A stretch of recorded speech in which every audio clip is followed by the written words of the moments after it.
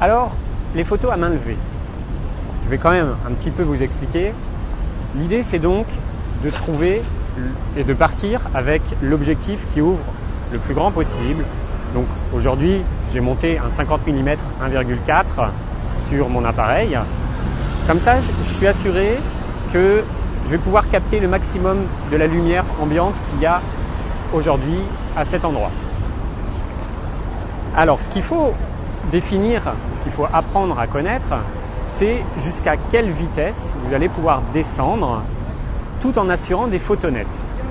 Alors pour ça, certes, il y a une règle un petit peu de base, je vous en ai déjà parlé, c'est le 1 sur focal. C'est-à-dire que là j'ai un 50 mm, ça fait avec un ratio de 1,6 à cause de mon capteur de petit format, ça fait à peu près 80 mm. Donc il ne faut pas que je descende en dessous de 1/80e de seconde, sinon il y a des chances pour que mon appareil bouge, que je tremble un petit peu et que mes photos soient floues. Maintenant, cette règle elle est un petit peu empirique et dans la mesure où là on va essayer de capter le maximum de lumière et même si on n'en a pas beaucoup, ce qui va être important de découvrir, c'est jusqu'à quelle vitesse vous pouvez vraiment descendre. En plus, certains objectifs sont maintenant disposent d'un stabilisateur, ce qui vous permet de descendre encore un petit peu en vitesse. Donc l'idée, ça va être de sortir dehors à la tombée de la nuit, ou voire même en pleine nuit, c'est pas un problème. Vous allez sous un lampadaire et vous réglez votre appareil sur le plus grand nombre d'ISO possible et vous le mettez en priorité vitesse, c'est TV chez Canon, et vous allez essayer de faire une photo à, mettons, 1/80e de seconde, à main levée. Vous la faites, point barre, vous regardez éventuellement sur votre écran si elle a l'air nette ou pas, et puis vous recommencez, vous descendez d'un cran, 1/60e de seconde, 1/30e, 1/15e, ainsi de suite, et vous rentrez chez vous. Et à ce moment-là, vous prenez toutes vos photos, vous regardez sur écran, vous profitez du fait que vous pouvez avoir des informations de la prise de vue, les données EXIF, on appelle ça. Vous cliquez sur le bouton droit de votre souris sur le fichier JPEG, vous faites propriété, et il y a un onglet où vous pouvez avoir toutes ces informations, et vous saurez donc à quelle vitesse vous avez pu faire telle ou telle photo. De cette manière, vous allez pouvoir voir par exemple que avec votre 50 mm non stabilisé, vous pouvez malgré tout, en vous calant bien, en vous mettant vraiment de manière bien calée, vous allez pouvoir réussir une photo nette à par exemple 1/25e de seconde. Donc maintenant vous savez ça. Puisque vous êtes dehors, vous êtes sorti, autant faire un deuxième test. Le deuxième test, ça va être de voir à quelle vitesse vous allez pouvoir figer le mouvement par exemple d'un passant ou d'une voiture. C'est-à-dire, si vous prenez une voiture qui vient vers vous en photo à 1/60e de seconde, est-ce qu'elle va être nette ou est-ce qu'elle va être floue? Et à 1/30e. Et un vélo.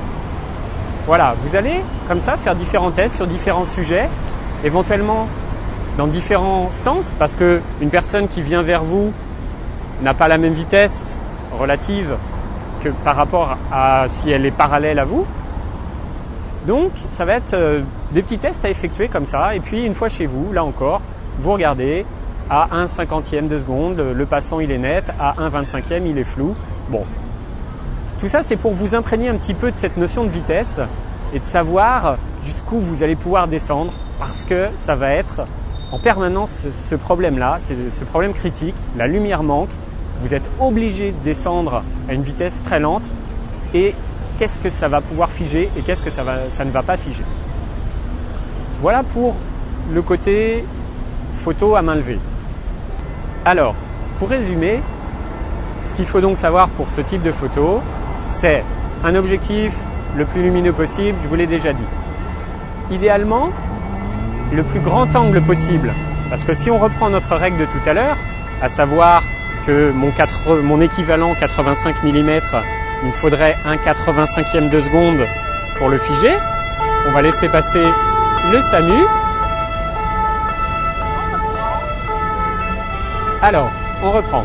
Donc, je disais, mon équivalent 85 mm, il va me falloir en théorie un 85e de seconde pour faire une photo nette à main levée. Par contre, si j'ai un 20 mm, un 20e de seconde sera suffisant. C'est donc à prendre en compte.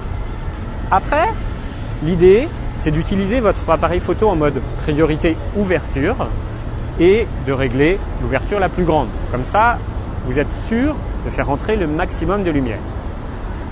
Et ensuite, le principe, ça va être de régler votre vitesse à la valeur dont on a parlé, la valeur un petit peu critique, de à quelle valeur vous pouvez faire une photo à main levée. Et de ces deux réglages, le troisième va découler, c'est la sensibilité. C'est-à-dire que, par exemple, dans mon cas, si j'allume mon boîtier, je vais mettre à 1,4 en priorité ouverture et il m'indique à 200 ISO 1/30e de seconde. Je ne vais pas pouvoir assurer une photo nette à main levée à 1/30e de seconde, donc il faudrait que je monte un peu. Qu'est-ce que je vais faire? Je vais changer le nombre d'ISO et je vais monter à 800 ISO. À 800 ISO, je suis à 1 centième de seconde et là je sais que je vais pouvoir faire une photo nette.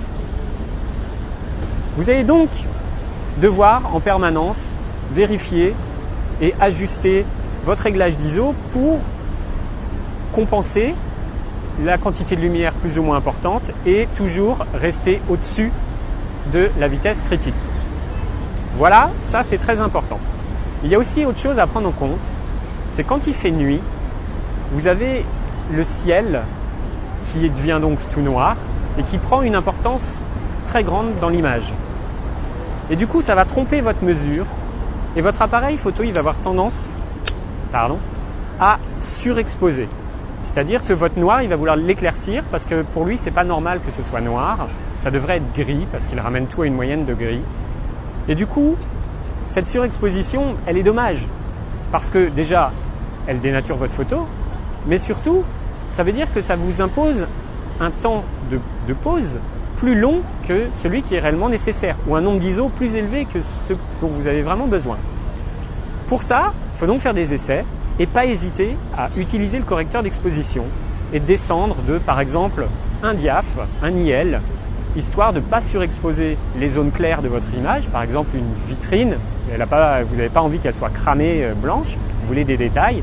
Par contre, le ciel, il est noir, c'est pas la peine de chercher des détails dedans, il n'y en a pas. Donc voilà les règles principales de la photographie à main levée. Mais aujourd'hui, on va un petit peu changer de sujet, parce qu'on va plutôt s'intéresser à la photo plus tranquille, sur trépied. Je vous en parle dans la leçon suivante.